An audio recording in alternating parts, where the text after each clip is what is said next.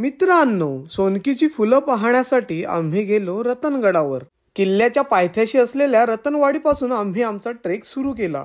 हा ट्रेक पूर्ण करण्यासाठी आपल्याला जवळपास 2 ते 2.5 तास लागतात। रतनगड छत्रपती शिवाजी महाराजांचा एक आवडता किल्ला होता। पुढे गेल्यानंतर हे शेतातलं बुजगावणं जणू आमच्या स्वागतासाठीच उभं होतं। आणि मग काय, पायथ्यापासूनच सोनकीची फुलं बहरलेली दिसली। मग पटापट पावलं टाकत आम्ही गड गाठण्याचा प्रयत्न केला। कसला भारी व्ह्यू आहे मागचा, आणि वर आपल्याला सोनकीची फुलं बघायला भेटतील।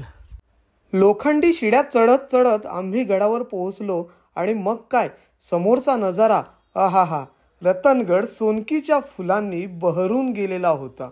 सह्याद्रीच्या डोंगरांनी जणू पिवळी चादरच अंगावरती ओढली होती। तुम्हालाही सोनकीच्या फुलांचं रान बघायचं असेल तर या आठवड्यात रतनगडाला नक्की भेट द्या, कारण पुढच्या आठवड्यापासून ही फुलं दिसणार नाहीत। जय शिवराय।